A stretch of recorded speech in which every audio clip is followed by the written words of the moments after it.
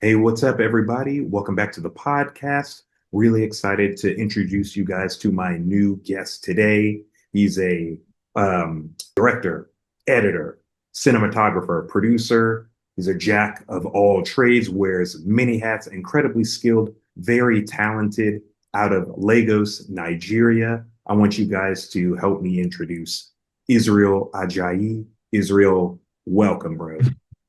Thank you very much, Josiah. Thank you for having me here. You're welcome. We've been talking about this for quite a while, though, but we're doing it today, so yeah. Yes, we finally got to do it. Also, shout out and salutes to Justin T. Davis from the Yeah. Lagos Lighting Masterclass who connected us. Any of you Yeah. who are been following the podcast for a few years now, you saw that amazing lighting breakdown and profile that I did with Justin a few years ago. So, Justin, when you see Yeah. this, thanks Big again shout so out. much. Big Yeah. shout out. So much. Israel, what are some give us rapid fire origins about yourself personally and professionally? What's the first three things or so you want people to know about you? Personally, my name is Israel Ajayi, and personally, I enjoy watching movies a lot.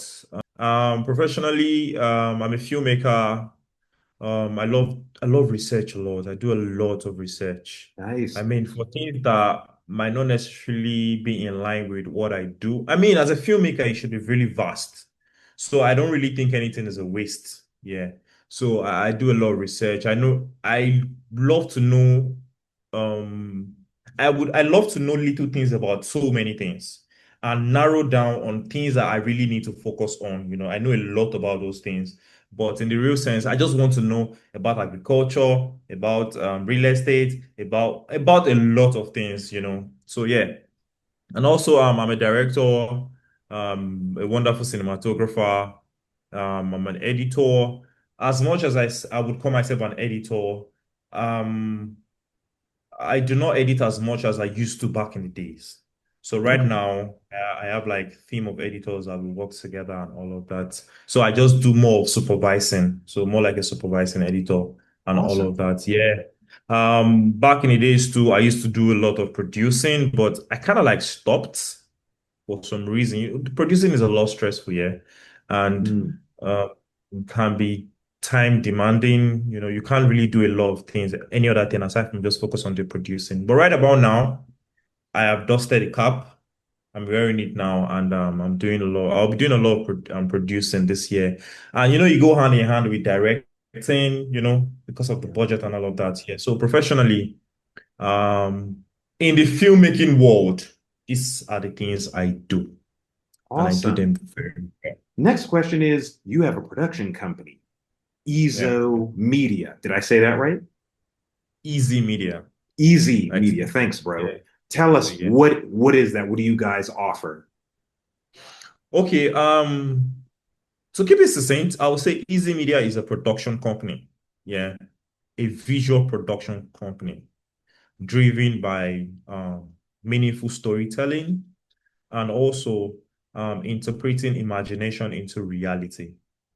So to just go straight to the point and not beat around the bush and speak big English, I would say Easy Media is a story-driven production company focused on visually powerful, emotional, grounded storytelling.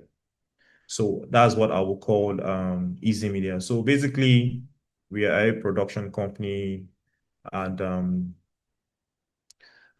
360 production company. Let me put it that way. So from script all the way to screen and also distribution as well. Yeah. So the Nice. reason uh, I don't know how to put it, but we are not very heavy. Like I said about the producer cap, yeah. This year there's a lot of producing that will be happening. Yeah, while every other person is, working on the concept, the story, executing it, and all of that. But me wearing the producer's hat now we would also have to dabble deeply into the distribution as well, too, because distribution is also key. So yeah, that's who we are basically.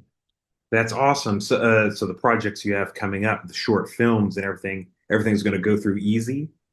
Yes, yes, yes, yes, Nice, yes, yeah. man. We have a documentary coming up. I mean, the documentary is in post-production already. I mean, it's been in product post-production for like 2 years, if I'm not wrong. Hey, it takes time. I know you know that. Honestly, yeah. Documentary is just a different world on its own, yeah. So Yeah, while yeah. while editing, we would realize that we need to have more footage. Now we need to go out to film more, all of those things. So we have a documentary coming in. We have like a YouTube show coming in as well. We have a couple of short films. We are looking into 2027 for like our first um feature film now is still Nice. something we are still playing with and all of that. So feature film will be coming in 2027. Distribution would also follow. We don't know where we'll be distributing it yet, but then Mhm. again we have that pipeline as well. That's awesome. What inspired you to start your own production company? The production company actually started 2016. I was in uni then. I was in school. um a lot of people don't know I studied chemistry, yeah, in school. So second year in school, I think it all started from the hustle spirit of wanting to do something beyond the notion of the 9 to 5. When I say 9 to 5 now, I mean clocking in the morning and exiting in the evening. Yeah. For sure, yeah. So the hunger to not necessarily own something from a place of, oh, I own this thing. No, it was from a place of breaking barriers and also not sticking to, oh, when you wake up in the morning, you have to follow this pattern. And at the end of the day, you go back home, you're resting. So it doesn't mean because I started the production company now, it doesn't mean I do not work all around the clock. Yeah. It's even much more daunting and more tasking than what I was running away from. Let me be honest here. But it was just the hunger to just be able to create something out of nothing, to be honest. It was, having to think about, imagine something, and however precious it is, go through the process of executing it and making it a reality. You get, and the reality now is the finished product. Having go through the pre-production stage, the production stage, and of course, when you're done, what you can show for all you've done here. So I also was prior to starting the business or starting the company rather, I was a photographer. I was heavy on photography. Yeah, so I did a lot of photography back in. It was the hustle spirit, as a Yeah. photographer, just make quick cash here and there and all of those things.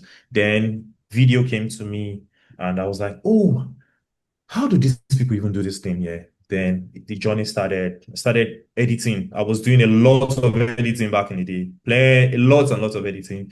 Then went into filming, Hmm. then went into directing. Natural So that's the progression. yeah, that's the progression for me. So I was in school doing all of these things, and I started in my second year.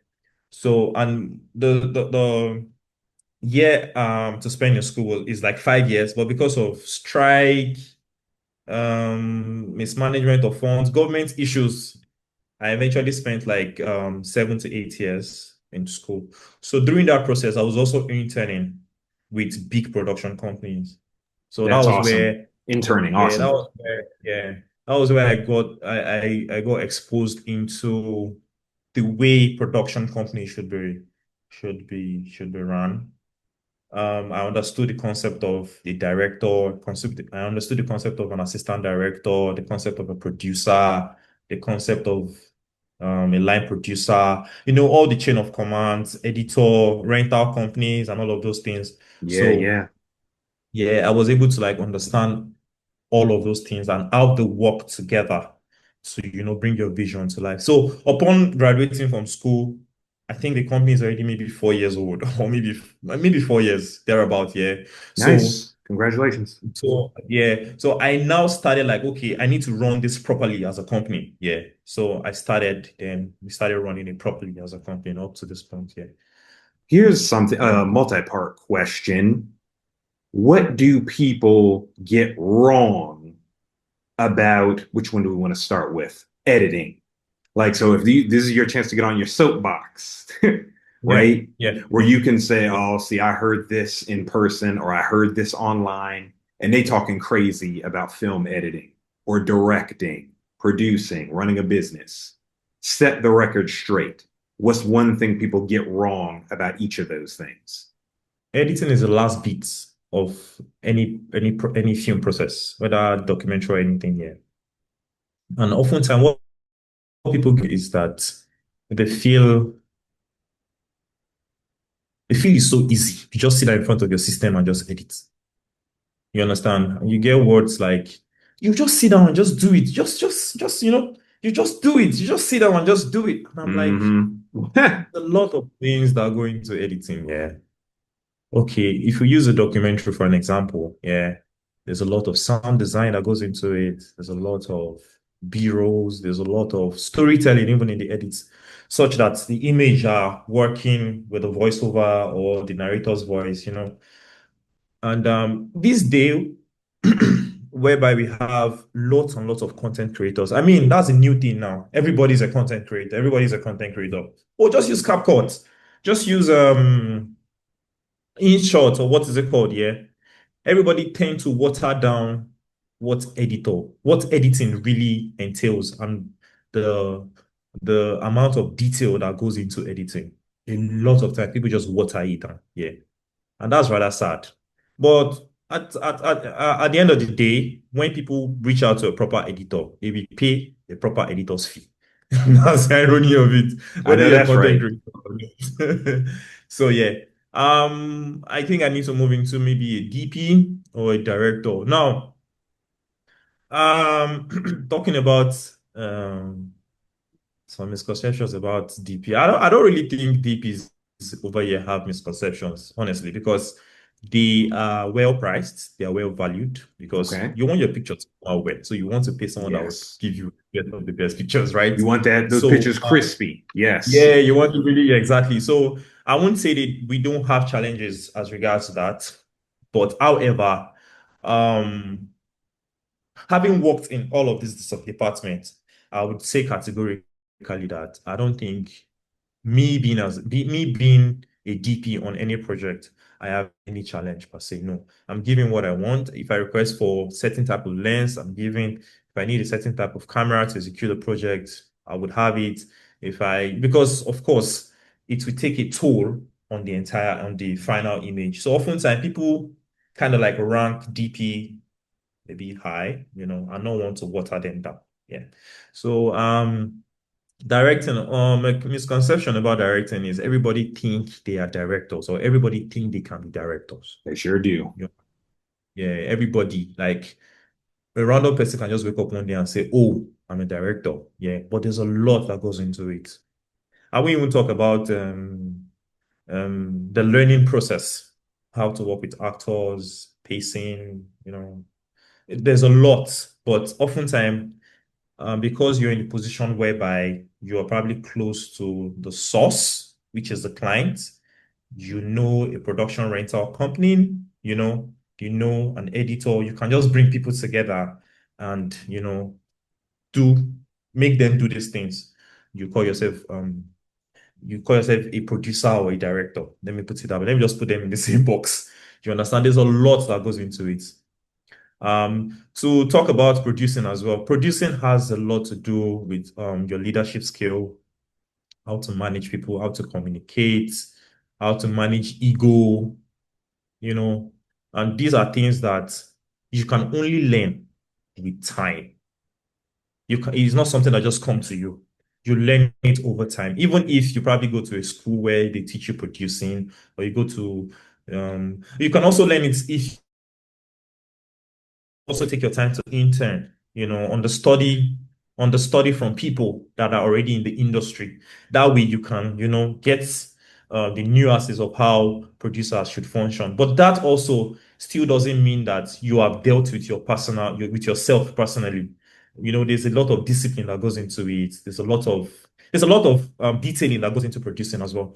Yeah. And not unless you naturally have this core skills I just mentioned, you can't just wake up and say you want to produce. You would have serious headaches. You would have serious, serious headaches, honestly. So those are like my those are the misconceptions I have here and there. I would have loved to speak for sound people, for gaffers, and a lot of people. Let me speak on sound quickly. I'm not a sound man, but let me speak on sound. Oftentimes, what I hear from maybe my producer's cap is, this is not sound. Let's just get a lapel. We can do the sound ourselves. We just get a lapel and just insert it ourselves and just do these things. Or you hear things like, let's just get this Rode mic that is now very rampant, right? We can use that and we are good, yeah. But Right. oftentimes it depends on the type of project you're working on. Yeah. I worked on a project whereby the executive producer was like, no, we have to use this, we have to use this. And I kept on insisting that no, it won't work. We need someone that will monitor the sound. No, no, let's do that. Eventually, almost all the sound in the entire project, they were all picking. They were not as clear as it should be. Oh You understand? no. So what I would just say in a nutshell is that we should not just look at each of these departments and see it as it's just a mere thing. It's not, honestly. It's not. Yeah. That's really, really good. You broke down like nearly every department there. That's really good because a lot of people, will be really far back, right? And they have this point of view that like, oh, it's just so easy. They kind of make it like it's less than what it is. Not that maybe it's so big, but it's like I think you were saying there are different nuances for each department so that they can fulfill the job to make the music video, the film, the project, the commercial come together so well. And so that's really good that you brought that out so that everybody can be the best team player that they can be. They can also determine, hey, should I be in sound or should I be an editor? Should I be a producer? Should I be an act like so that you can be qualified to, and not even just with school, because that can be a nice proving ground. You can just Yeah. qualify what do I enjoy and what am I guilty of doing very well on set. Yes, yes, yes, yes, yes. I think that's really, really great.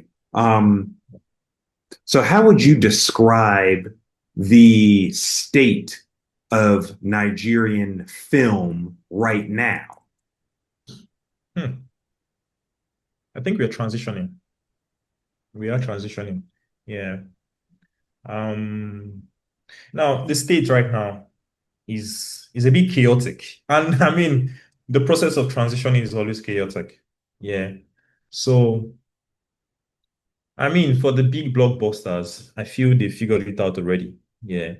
And those that are maybe at the middle class trying to like, get into that big blockbuster realm, it's a bit, chaotic, but of course they are finding their footings.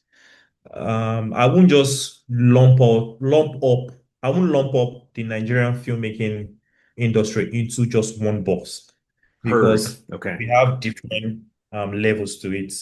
Different Yeah, we levels. have, and of course we have different filmmaking actually serve different people. We have the ones for the epic, we have the ones for the English, we have the ones for the what's it called? We have the documentaries, we have the short film. So I feel like there's an upgrade right now. And when I say upgrade in terms of the transition, I'm referring to in terms of the quality of picture right now. Trust me, we are up there.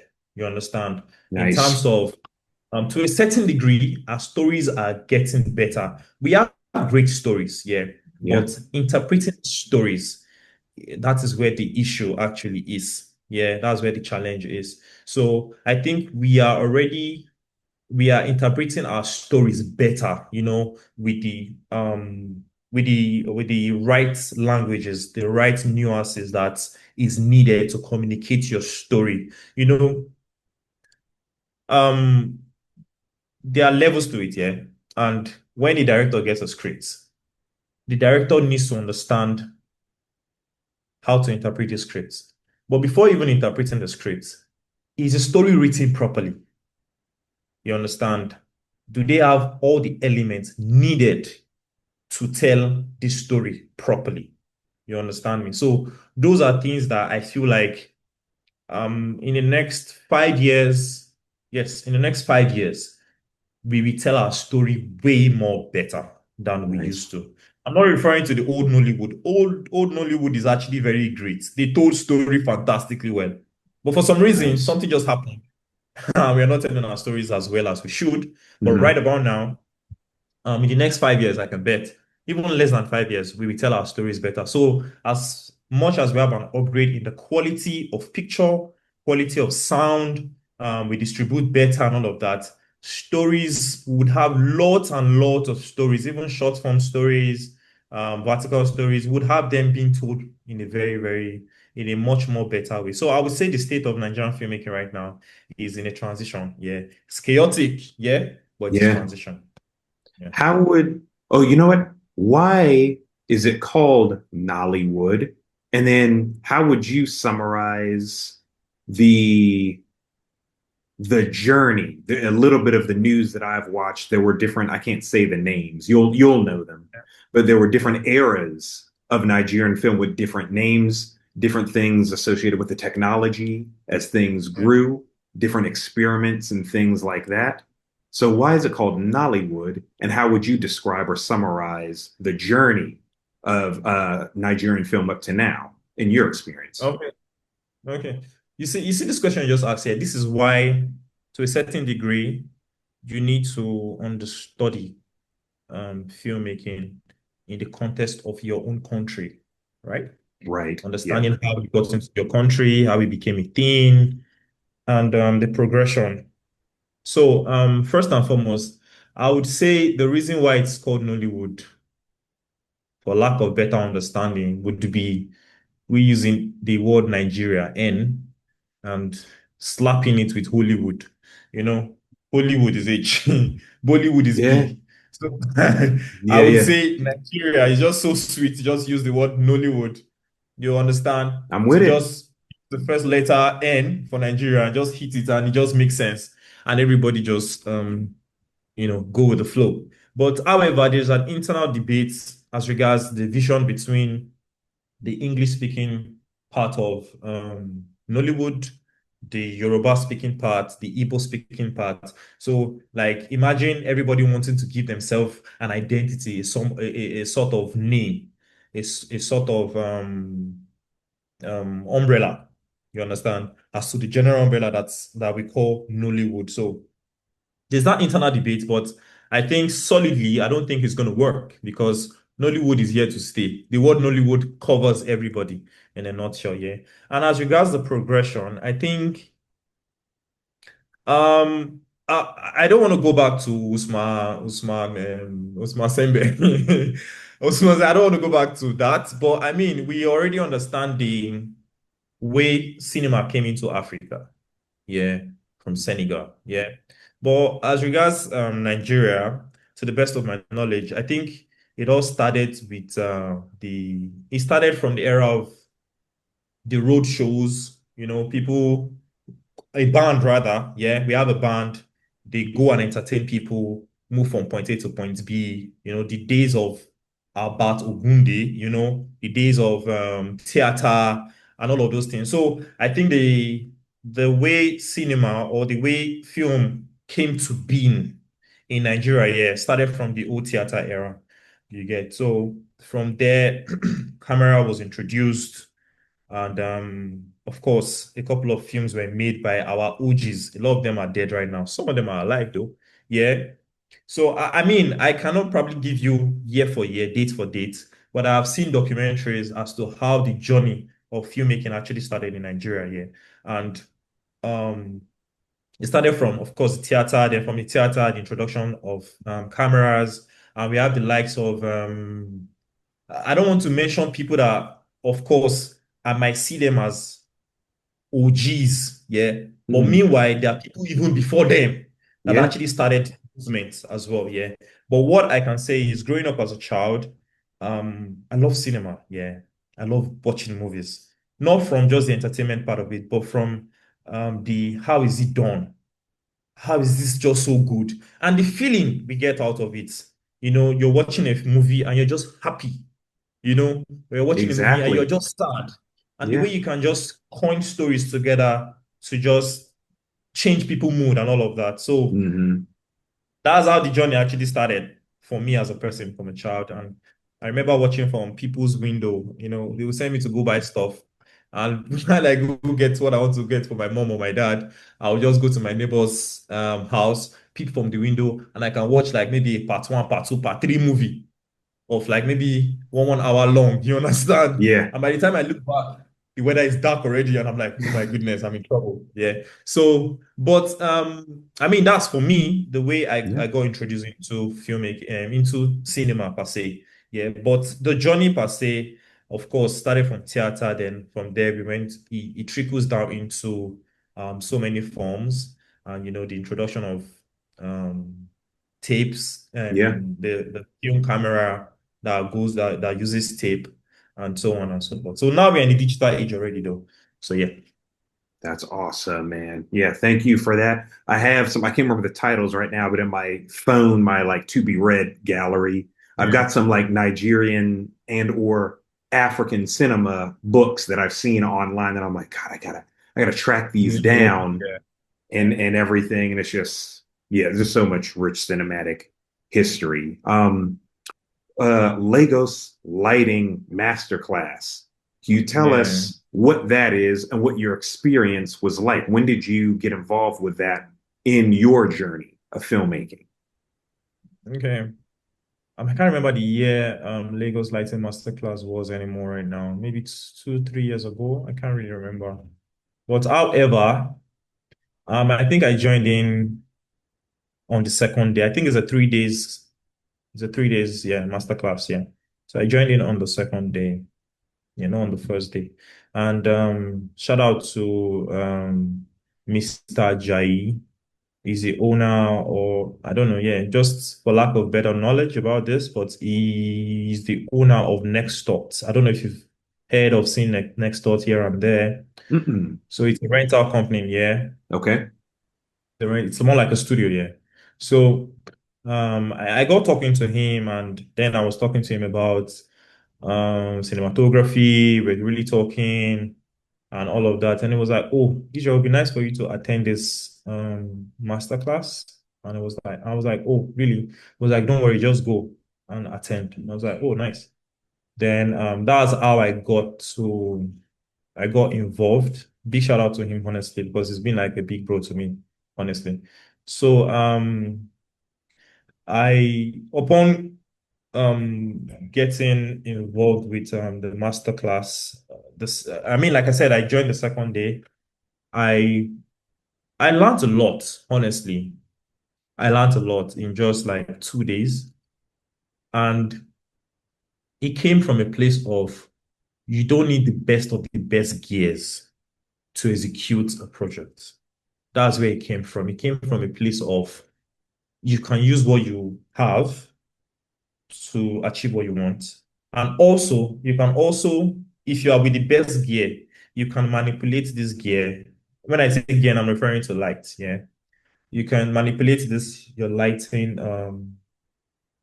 gear to achieve different type of light. It also touches on lighting different scenarios. You understand? If you want to light a massive crowd, a way you can light the crowd in such a way that you're not seeing shadows all over the place, yeah.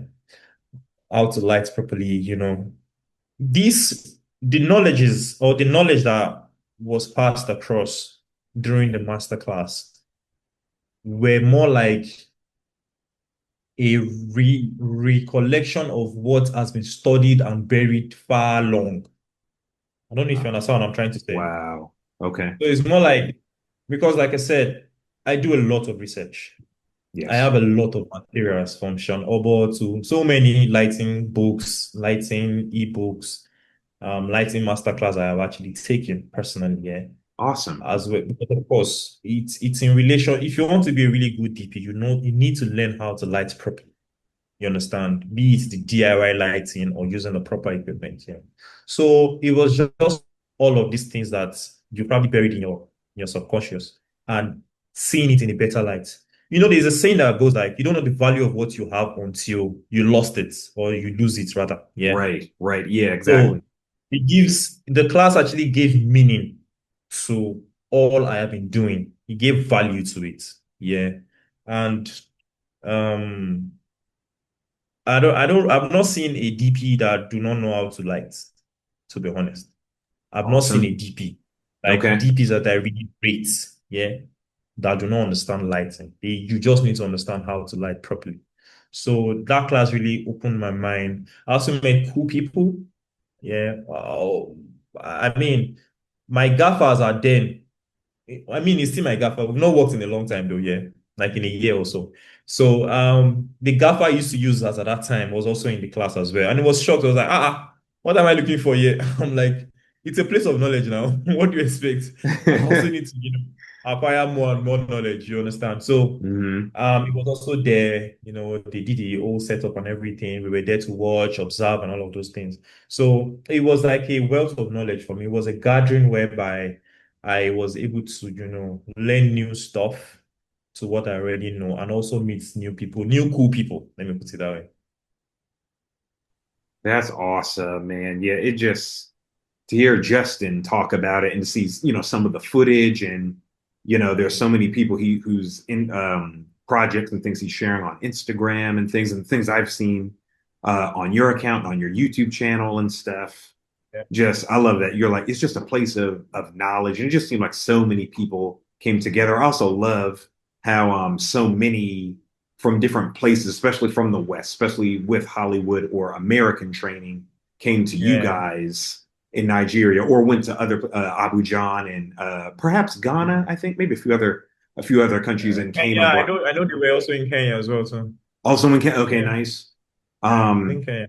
and just came to break bread with y'all and to also learn from each other and to be like here we would like to offer this our expertise and our experience and everything we did wrong to assist our brothers and sisters in film on the continent. Um, Yeah, I just think I think it's fantastic, and I always just love seeing what Justin is posting or what you're yeah, posting. But he's a really, really, really cool guy. If any of y'all yeah, haven't heard that episode, check it out. It's on Spotify and Apple Podcasts right now. You'll learn so very much about lighting, cinematography, a lot of the things and more that Israel is talking about right now. But it sounds like you'd highly recommend it. of course, of course, of course. Excellent. How do you network? Because you come across very gregarious, very people oriented and a big team player. And for some people, networking is like they're a deer in the headlights or something, and they're like, oh my gosh, networking, uh-oh. And there are different like misconceptions about how to effectively do it or what does it really entail or how to make friends and things. How do Yeah, you network and what would be your advice when you're talking about gaffers and people and you just seem to have a really cool team and yeah. Rolodex of cool people that you're working with or meeting new people. Okay. So a lot of one of the misconceptions that people have about networking is that you only have to network upward, yeah, which is networking vertically. And that is not necessarily the only way to network. Yeah. You also need to learn how to network horizontally as well. And what I mean by horizontally is among your peers, the people that you are working with. Yeah. So oftentimes when I spotlight someone that is good, and good is not in terms of, oh, when we finally shot this, it came out well. No, not that. In terms of the discipline that comes with the way you handle your department. I work with a lot of head of departments, yeah. And oftentimes I might be working with a stylist, but the way he or she is probably nonchalant about feedback that he or she is getting might make me not want to work with that person anymore. It's not from a place of, oh, this person is good, this person is bad. No, it's from a place of, I want to have a team whereby everybody knows what they are doing. You understand? So when I spotlight people that tend to know what they are doing or that can be better at what they are doing, I just network with them. I relate with them naturally. Also, vertically, I also look at people that I can consider a mentor. Yeah. But they are still in service. They are still shooting, they're still working. Yeah. So I've seen their past work. I see that, oh, I can be a part of this person's team, right? So I kind of like reach out to them in a very gentle way and, tell them what I can do, you know, to, help their production one way or another. And I'm not gunning for the big positions like, oh, let me now be your gaffer. No, not a gaffer. I'm not a gaffer. Let me now be your DP, or let me be your director. No, or let me be your producer. No, it's as simple as, oh, um, I know in the process of production, yeah, there's a point whereby you need to come up with an idea, right? And when you're coming up with this idea, you need to come up with a treatment, right? Now, a treatment is not everybody can write a treatment, yeah? Not everybody can receive a brief and interpret it into a proper treatment that can be shared with the client and everybody just understand it at a go, right? True. Yeah. So I'll reach out to you based on what I feel I can offer, yeah? And of course, if for example it's a goal we get to work, yeah, I cannot share my reels with you or show you other stuff I have done, right? And if we're a good fit, if you feel like, oh, okay, you can do this, take on this project, right? You can do this, take on this project. And upon taking up this project, guess what? The team that I work with would also be a part of the project, right? So a very good example is the commercial I'll be producing in March. Of course, a lot of people that I am bringing on board are people that I trust, I have worked with. I know they can deliver, Yes, right? absolutely. I know they will give me headache. Yeah. So the only way I was able to have all of these people to work with is because of my people skill, my networking, and all of that. Yeah. Now, I won't say networking is generally easy because in every facet of life or every space we tend to find ourselves, there, there are natural, what would I call it, classes, like group of people, everybody trying to like, oh, this is my group, this is my group, this is my group. And I see. it is understandable why people have groups because they've gone through turmoil together, they've gone through hell together, they've gone through chaos have made them bond properly. Do you Trauma bonding. understand? And trauma made them bond. So you can't just break into that space because breaking into that space, you now need to learn the nuances, the lingua, or how they operate. You understand? Yeah. So, but if you are lucky enough to break through into groups, you respect those groups and further just make the group better with whatever you can deliver. You feel me? But for me, the way I network, like I said, I network vertically and also horizontally. Yeah. Not this is just in terms of people we work with, not necessarily clients. That's a different ballgame entirely. Yeah. But people we work with in terms of crew, yeah, solely in terms of crew. Yeah. Of course, in terms of cast as well, too, because today YouTube star might be tomorrow cinema star. You understand? Today YouTube star might probably be commissioned to, do a Netflix huge project next year. You understand me? So there is that networking among ourselves as well. Filmmakers in general. Once you're a filmmaker, I want to get to know you. I want to get to meet you. I want to get to know what you are doing, how I can either make what you're doing better or how I can, advise on some things if you need the advice. You understand?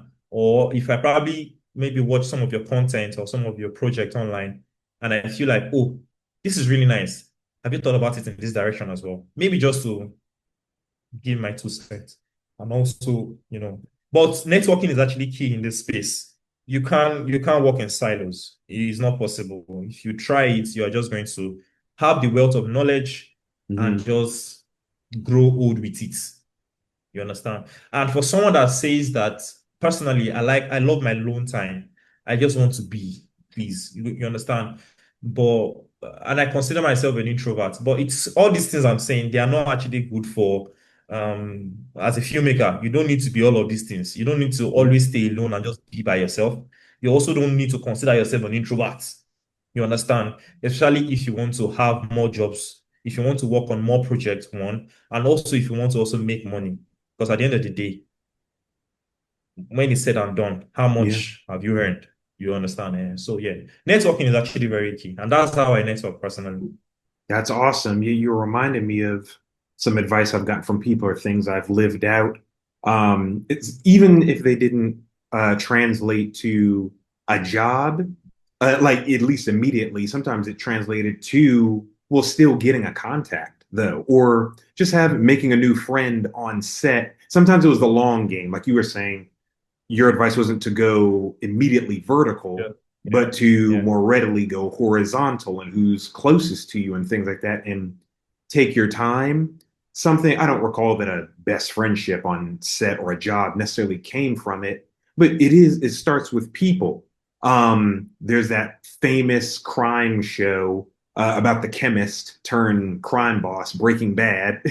You're talking about being Oh, in Breaking chemistry Bad. earlier. Ah, yeah, yeah, yeah, yeah, yeah, yeah, yeah. And I used to have a t-shirt that was just about the show. And whenever I'd walk on any set wearing that shirt, I'd get so many smiles. Everyone Of wants to course. talk. Everyone wants to talk about, oh man, you remember this was my Oh, favorite Breaking Bad. episode. Breaking, yeah, this is my favorite character. Yeah, This was my favorite episode. Or maybe they knew yeah, someone who worked on the show.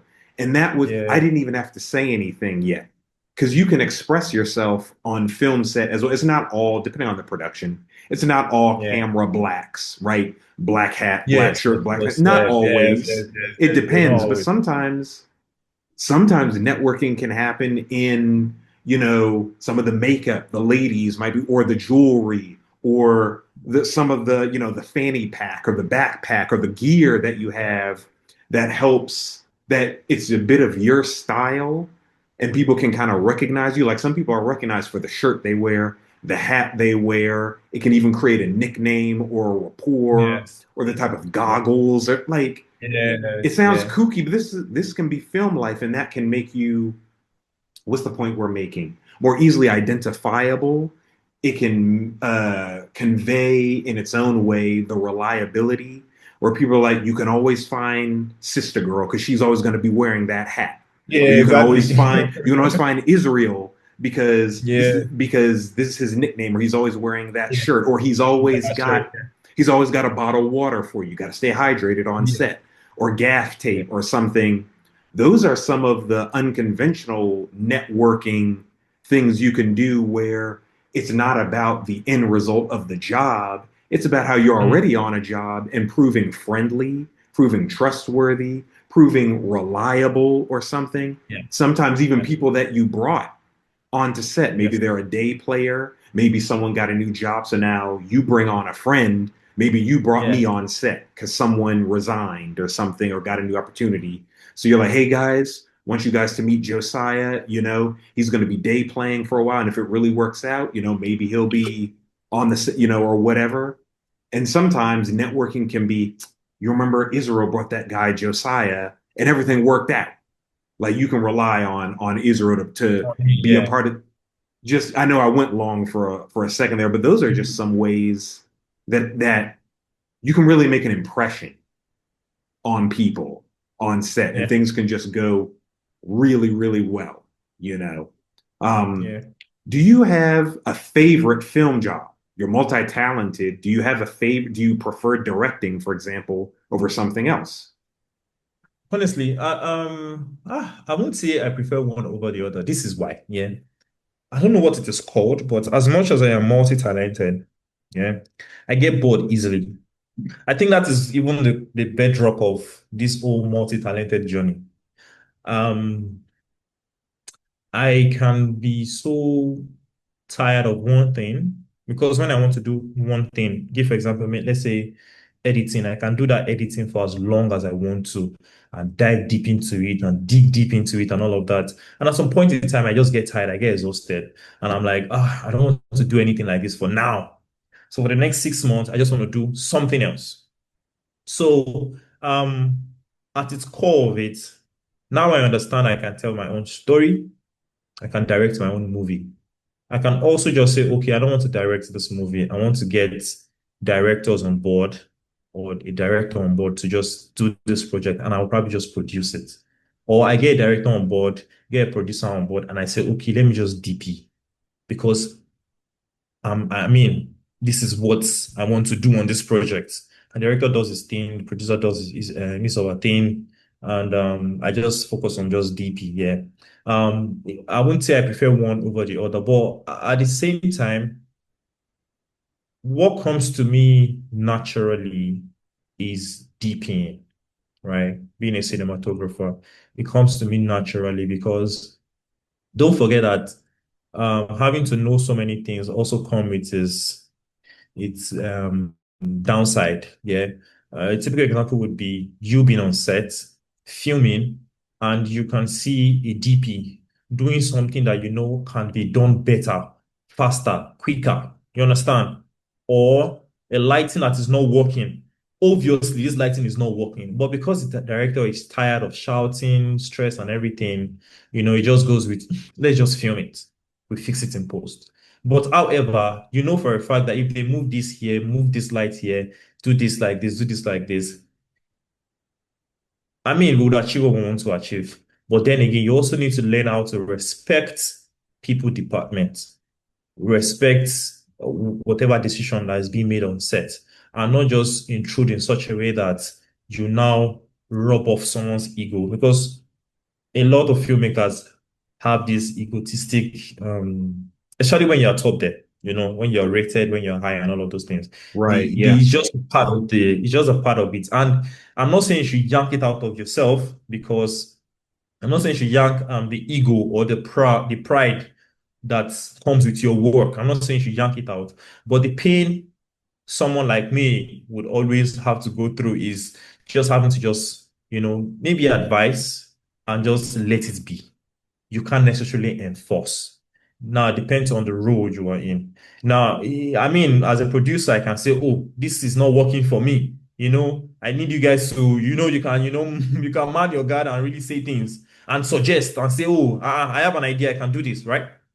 But if you're working in a role where like you're probably an assistant director, you're not necessarily in the creative space when you're working as an assistant director, I hope you know, right? So you can only just, infer, just, suggest, just say one or two things and maybe just see if they would key into it and maybe run with it. But if they don't, you just have to let it be. So, I don't know, I've lost my train of thought. What was the question? What was the question again? Sorry. No, it Yeah. was what You was your favorite got me this film part. job? Okay, my favorite Yeah, your favorite film. job, like maybe directing, maybe DP, maybe Yes, editing. yes, yes. So, No, so like I said, what comes to me naturally is being a DP. You nice. get the fact that I can bend lights, I can shape lights the way I want just to capture a certain emotion, a certain image, use a certain type of lens because it depicts this particular era, you know. Yeah, But I think I've DP'd a couple of short films. I can't even count. I mean, to be honest, yeah. DP'd a nice. couple of short films. And last year, I think I DP'd, if I'm not wrong, three feature films last year. Wow. Three feature last year. So one Congratulations. of the one of the yeah, thanks, man. One of the feature film we shot horizontally. Now people shoot like horizontally. Hmm. Like we are moving into that horizontal film. Hmm. So one of the films I shot last year was shot horizontally, and it was for like a distribution, an online streaming platform rather. Yeah. So and filming horizontally, it was a different experience. Yeah. We're used to filming this way, like your screen is like this, Yes. right? Or there you go. That's a That horizontal, had to shoot the this vertical. That's what it was. vertically rather, not Yeah. horizontally. Yeah, we are Sorry. used to the horizontal. That's new. Yeah, that's So we really have catching to on. vertical. Yeah. So there is a way you have to place your camera, you have to put stuff at the foreground. Now you have to really play with your foreground a lot, so that it's not just looking bare and all of that. It was a really nice experience for me, honestly, last year. That was the first time I would be shooting a feature film. I know I've shot some type of content horizontally, I'm sure, but for a feature film, that was the first time I was shooting. get to experience shooting vertically. And it was a really nice one. So yeah, DP just naturally comes to me. Every other one, directing, of course, it depends on the project. Um, Producing right now is something like I said, I just dust the cap and I'm wearing very well. And yeah, but naturally, what comes to me, what I would just effortlessly just dive into is the nuances, the science, the color science, the science between light and camera, trying to like, oh, let's test this, let's see, let's flag, like, all of those things are just, it keeps me going. Like, I'm just like, oh, let's keep going, let's keep going, let's keep going, let's keep going. Yeah, so yeah. It's a wrap. Yeah, it's a Um, wrap. Before we go, and again, everybody, thank you to my patrons for the support of the podcast as well. Thank you to everyone who watches me, who watches Israel, all his contact information, his YouTube, his website, social media, all that. You want to keep up with him, know what he's working on. You want to connect with him to collaborate, work together. All that's going to be in the video description of the podcast. Yeah, Before we go yeah. and sign off, Israel, anything more you'd say about what you have planned for 2026, what your company has? The new year basically started for you, as you said earlier. What are you Yeah, excited just about for the rest of the year? okay. More projects, yeah, more collaborations with people. Um, I mean, I can't speak for the third and fourth quarter of the year. I mean, for the end of the first quarter and second quarter, we have a couple of projects that we are working on. We are wrapping up and also, trying to execute new projects. Yeah. But this year we are very big on collaborating. We are big on collaboration, collaborating with people in terms of um production in a nutshell. Yeah. So if you're a director, maybe in the diaspora and you want to come work in Nigeria, we are your guy to make it easy for you and stress free, right? And if you're like a production house, you want to, collaborate with us too, we are down and ready to work with you. We are very big. This year we are actually very big. As much as we have internal projects we want to do, yeah, we are also very, very, very big on collaborating. So we will be collaborating with a lot of creatives, a lot of production houses and all of that. Yeah. So yeah. Nice, man. That's awesome. So again, thank you for the time to be able to discuss and learn from you. Again, thank Yeah. you, Justin, for linking us up. Everyone, especially our continental African cinematographers and directors and everyone. Yeah. If you don't know, check out Lagos Lighting Yeah, Masterclass. exactly. They go all over the continent, as I Yeah. understand it. I'll put that information in the description of this video as well, so that you can follow them on Instagram, YouTube, newsletter, whatever they have, so that when the next class is coming to Yeah. your country, to your city. It's a very beautiful masterclass, honestly. Like it's a very, very beautiful one. And anyone that has a chance to attend should please do attend. Yeah. Awesome. So, guys, hope you enjoyed this video and learned something. Let us know what you thought. Any questions, comments in the comments, especially for Israel. And with that, Israel, Yeah. this has been great. Be talking to you, man. Guys, we'll see Yeah. y'all on the next episode. Peace. Yeah. Peace. I want to thank all the patrons as well, whose names are on the screen right now, for supporting the show. Means so very much. And I hope you guys got a lot out of it. With that, see you on the next episode. Thanks for watching.